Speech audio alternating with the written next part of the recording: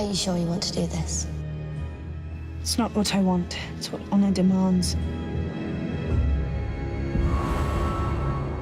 So much of that scene is about what happens beforehand and building up the tension between Sansa and Arya in the earlier episodes of the season where you really believe that one will potentially kill the other. It's one of the benefits of working on a show like this where over the years so many beloved characters have been killed and so many characters make decisions you wish they hadn't, that you can believe that Sansa might conspire against Arya or that Arya might decide that Sansa has betrayed the family and deserves to die. Knowing that you're aiming at that, it really helped in the writing of it because your only goal in those scenes is to build towards what feels like a real rift between them in a way that makes it extremely fraught when you get into that room with them at the end. How do you answer these charges, Lord Baelish?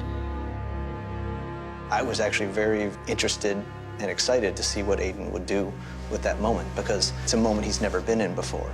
He's imagined every conceivable eventuality except this one. Lady Sansa, forgive me. I'm a bit confused. Whatever you want to say about Littlefinger, and he's clearly a sociopath amongst other things, he does have strong feelings towards Sansa. They're not necessarily healthy, appropriate feelings, but they are feelings towards her. And so I think he has a hard time believing that she'll be able to do this. Sansa, please. I'm a slow learner, but I learn. Unfortunately for him, he's trained her too well, and she's not about to be swayed by his tears or his pleas. Thank you for all your many lessons, Lord Baelish.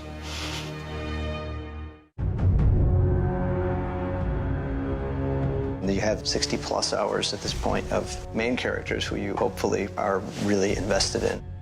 It was a challenge because there are so many different ways it could go. But the fact that it was centered around the effort to persuade Cersei to stand down and to accept a truce, that gave it a spine. This isn't about living in harmony. It's just about living. There's so many different interconnections between all these people. The Hound mountain scene was one we felt we needed to highlight. Remember me? Just as Euron's not a person who's going to wait his turn, the Hound is not somebody who's going to let this person or thing or whatever he is now walk by him unchallenged, given who the mountain is to him and has been to him in his life. You know who's coming for you. You've always known. One of the themes of the season, that characters might be skeptics about religion and the supernatural, but once they confront it face to decomposing face, it's really hard to deny it anymore. I cannot serve two queens. Then there is nothing left to discuss. I don't think Tyrion goes to see Cersei out of pride or to prove that he's brave. Again, it's one of the situations where it's the only choice he can see. It's the only way he feels like he can salvage this peace mission is to go himself. He's the only person who can talk to her because as much as she hates him and as much as he hates her, they know each other better than probably anybody in the world knows them. I don't care about checking my worst impulses. I don't care about making the world a better place. Hang the world. It's a little bit of a poker game they're playing there because it seems like she's bluffing and he reads her bluff, but she wanted him to read her bluff. This was all part of her game. You're pregnant. Cersei's become quite good at playing this game. She wasn't in power, but she was on the edges of power, and she learned how to operate in that environment. And she plays Tyrion pretty beautifully here. The darkness is coming for us all. We'll face it together. We were in that dragon pit for many, many days. It's a deceptively difficult thing to shoot because there's so many different moments between different people and they need to be shot that way. Otherwise, it doesn't feel like anybody's looking at the person they're supposed to be looking at or playing off the person they're supposed to be playing off. We both saw what just happened.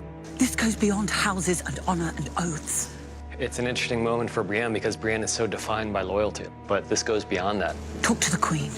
Jaime is chosen to side with his sister. She is unequivocally bad.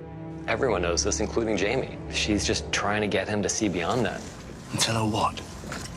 I think that's certainly on Jaime's mind, but then the final straw is when he realizes that this was all a scam. I always knew you were the stupidest Lannister. I think seeing the truth of what's in the North, it meant one thing to Jaime and it meant something else to Cersei. They both acknowledge the truth of it. They're both smart enough to realize what it means, but she is still seeing it from a cold, strategic standpoint, and he's seeing it from a position more of existential survival for everyone. This isn't about noble houses. This is about the living and the dead. And I intend to stay amongst the living. It's one thing to say, okay, Cersei played a trick on her enemies, but she didn't confide in him. So he's realizing that his loyalty to her is not reflected in her loyalty to him. No one walks away from me. I think that absolutely is what informs his decision to leave King's Landing. I don't believe you.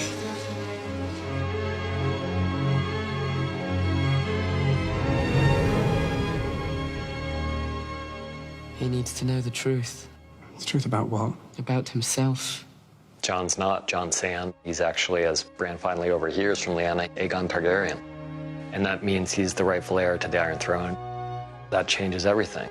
I would say the challenge with this sequence was finding a way to present information that at least a good portion of the audience already had in a way that was dramatic and exciting, also had a new element to it.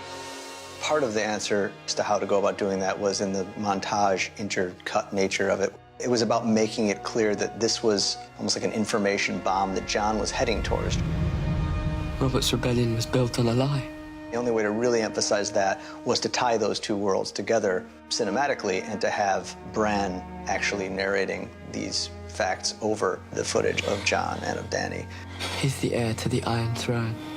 Just as we're seeing these two people come together, we're hearing the information that will inevitably, if not tear them apart, at least cause real problems in their relationship. And she's his aunt. It complicates everything on a political level, on a personal level, and it just makes everything that could have been so neat and kind of perfect for Jon and Dany, and it really muddies the waters. We need to tell him.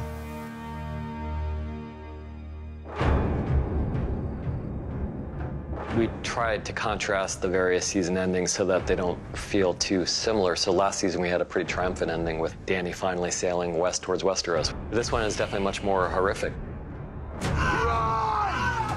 Many years now we've known this would be the ending of the penultimate season. The Walls kept these things out for 8,000 years. There's no real reason that it can't keep doing that unless something puts a hole in the wall. There's one thing on the board from the beginning that is now big enough to do that, and that's a dragon.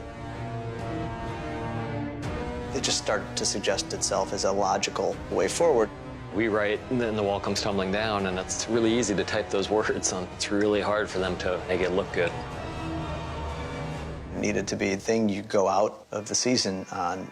First 4 or 5 years of the show, it was the expanding universe, and as we get near the end of the show, the universe contracts. Characters are going to a place that they never have before, quite literally in some cases, but also just in a larger sense where they're facing the conflicts they know will decide their fates. The lone wolf dies, but the pack survives. Winter is here, and it's all hitting the fan from all directions. Game of Thrones saison 7, en exclusivité et en simultané avec les US, sur OCS, le bouquet 100% cinéma-série.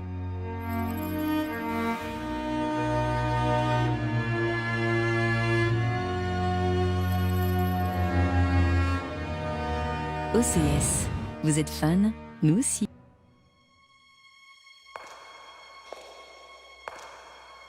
Enemies to the east. Enemies to the west. Enemies to the south.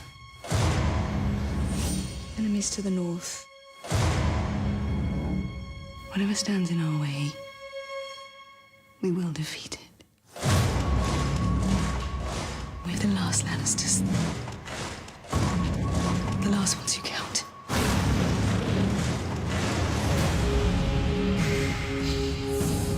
I was born to rule the Seven Kingdoms. And I will.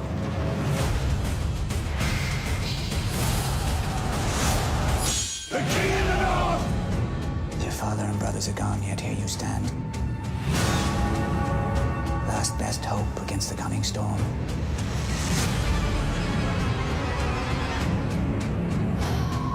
If we don't put aside our enmities and band together, we will die. And then it doesn't matter whose skeleton sits on the Iron Throne.